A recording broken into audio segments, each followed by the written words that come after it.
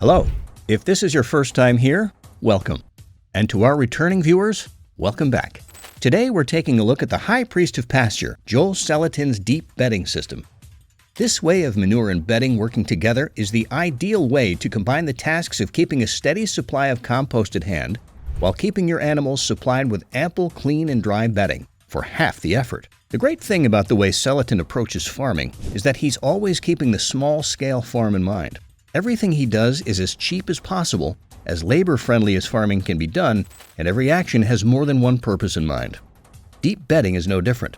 It keeps your animals happy during those cold months and prepares your soil completely for the spring. This system excludes all effort on your part to prepare your compost, removes the need to till or dig into planting beds, and removes the necessity of buying fertilizer entirely. Chickens, pigs, or cattle, it doesn't matter what animals you keep. And this can be done both inside the coop or out in the pasture. Let's look at the basic concept and why it's so ingenious in its simplicity. Strap on your wellies and let's get into it. The concept is simple enough. Usually, we layer some wood chips or straw in animal holdings. And every now and then you come around and rake up the old bedding and the manure that's collected on top of it, only to cast it into a separate composting system. All that poop and urine is just going to make for unsanitary conditions for your animals and a terrible smell too. So we have to remove it every few days, right? Not with the Salatin method, you don't. Instead, Joel just keeps adding more layers without removing the old one. By constantly adding a new layer of dry carbon, you create enough heat for material to compost, but the fact that it's dry and your animals are rooting, trampling, scratching, and pooping through it all creates just enough aeration to keep it from getting so hot that it becomes a fire hazard and leaves a good green to brown material ratio for the composting process to keep working. And just when the waste buildup becomes enough that you would have usually cleaned out that coop or pen, well, then you just add a fresh layer of dry bedding to cover it.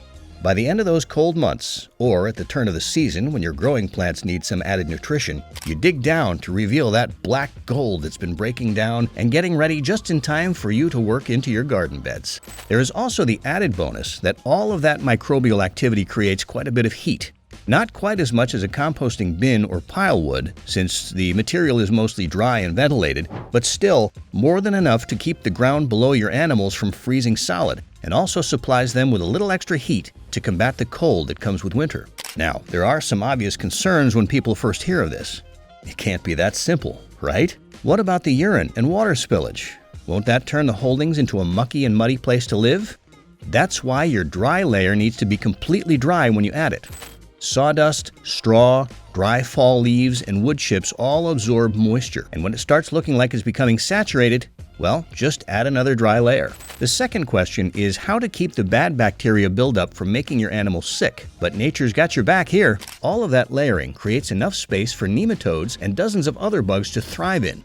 In the words of the pasture priest himself, nature provides more good guys than bad guys. There will always be more good critters to devour the bad ones, keeping your animals perfectly safe. And if you're working with fowl, they'll be supplying them with some extra protein too. And then there's the smell. How could keeping months of manure in place possibly not smell like an open sewer? You'd be surprised at how well that dry bedding soaks up any odors. And when you do finally catch a whiff of even the slightest smell, you'll know it's become saturated enough that it's time to get some new shavings or straw on top of it. That will be a better indicator than any kind of schedule. It's a myth that chickens and livestock holdings are stinky. They shouldn't be pungent at all. The moment you catch even the slightest smell of ammonia from urine or that pungent smell that comes from moist manure, it's time to add some dry material again. And finally, the worry that the constant layering will become so much that the entire coop or pen just rises off the ground. But the reality is that all of that organic material is being constantly broken down beneath the dry layer. As one layer is added, the lower layer becomes smaller and smaller as the microbes and good bugs work through the straw, manure, and nitrogen-rich urine in the lower layers. There really are only two very important factors to take into account. The first is that whichever form of dry material you choose to use has to be completely dry. You'll need as much absorption as possible for this to work in the long term. Bedding that's already moist just won't soak up those droppings, and that will create a parasitic buildup that cultivates too quickly for you to keep ahead of.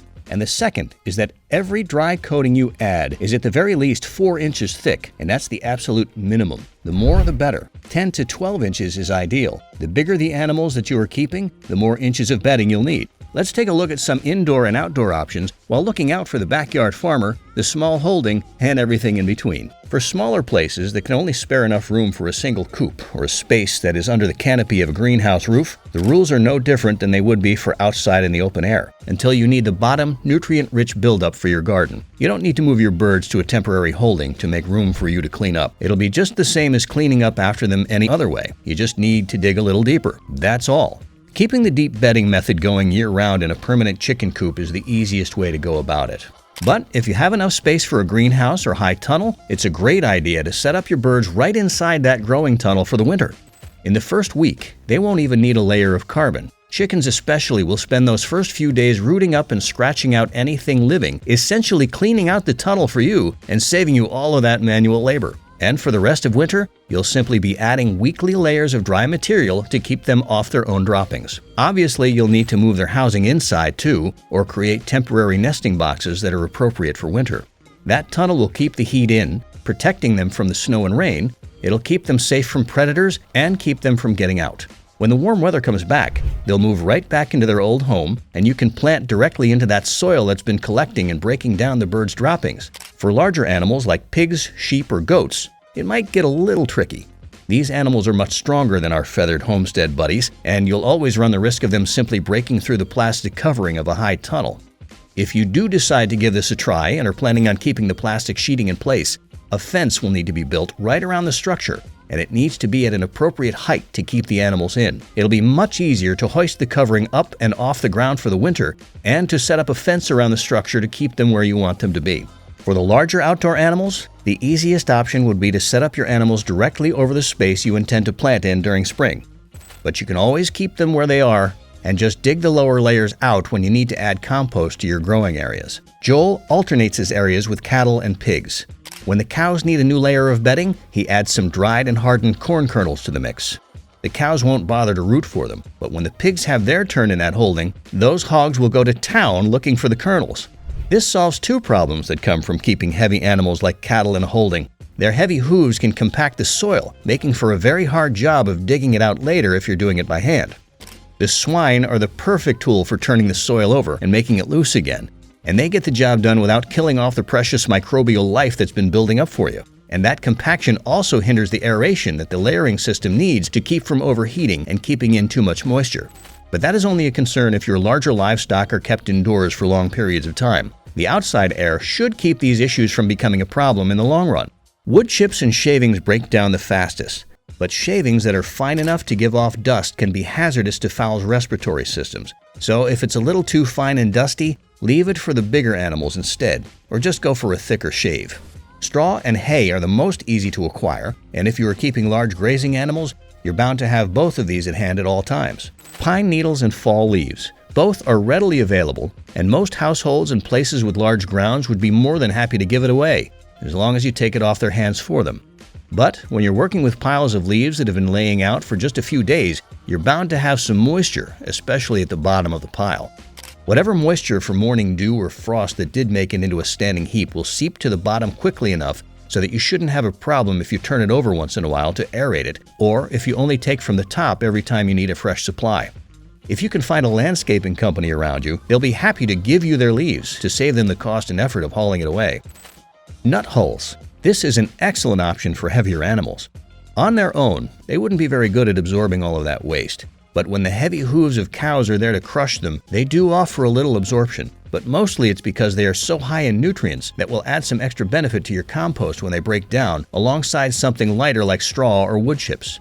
Most nut farms are throwing the hulls away or just using it as mulch around their trees, so it's an inexpensive addition that can add the end product and bulk up the dry material you need to get your deep bedding system going properly. Peat moss or coconut shavings. Though they are both incredibly absorbent, both of these options are expensive and hard to find in adequate amounts. But if you happen to be lucky enough to have a readily available source, don't let it go to waste. Grass clippings. A freshly mowed bundle of grass clippings will be very saturated with its natural moisture, and leaving it in a pile to dry out always leaves the mess of those fine blades blowing all over the place with even the most gentle breeze. It also breaks down very fast, so it might be more appropriate for coops that are less maintenance to keep freshly supplied. But it can be a great way to bulk up on brown material if you can add it to other grasses or shavings. but it can be a great way to bulk up on brown material if you add it to other grasses or shavings. Here are a few tips to make the deep bedding method even more efficient for you. It's a good idea to leave the very bottom of that buildup intact when you finally do clean out a holding.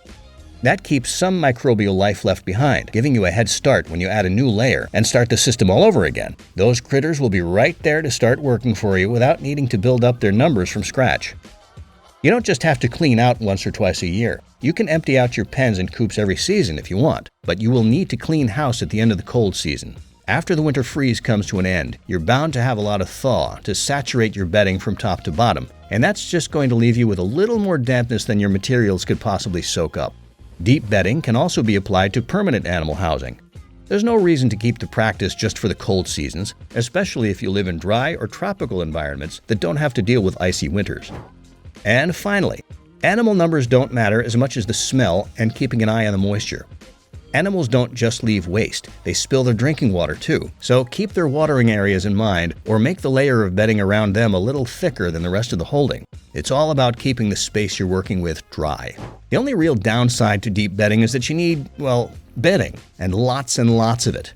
At the end of the day, you will be spending much less on cheap bedding options than you will be shelling out for compost every season, and much less effort than turning over, watering, and keeping up with composting systems and constant cleaning maintenance.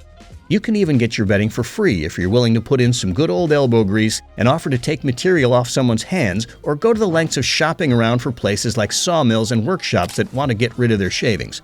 But unless you have a sure and steady supply that you can count on at all times, you'll have to get your bedding choice in large amounts and then store it somewhere. So you'll have to make arrangements that are appropriate for your particular needs and the size of your operation. But the amount of bedding you'll need is the only real downside here. Joel is a master at his craft, and there are a slew of his methods that are tried, tested, and have stood the test of time over and over again. He has an entire course on the deep bedding system. We'll link that for you in the description below, but you might want to take a look at some of his other courses and articles while you're there. Joel Salatin has more than 60 years of experience on the land. His advice on keeping animals, a healthy garden, and what is financially the most cost-effective way to go about your land is all based around the small holding, the homestead, and those that are just stepping into the world of farming for the first time, no matter what the size of the operation. He's definitely worth checking out. Deep bedding is by far the least labor-intensive way to keep your animals healthy, and it serves the extra purpose of creating compost for you too. It's a win-win in our opinion. So, tell us, have you ever used the deep bedding method, or are you thinking of finally making this a part of your homestead? Or do you have some thoughts to share about Joel and his unconventional ways to make life easier on the farm? Let us know in the comments below. And as always, don't forget to leave a like and to subscribe so you don't miss any new uploads. And if you enjoyed this video, you might like some of our other content that's on your screen right now. Until next time, love the land and never give up an opportunity to learn as much as you can about the earth you're working with. Bye!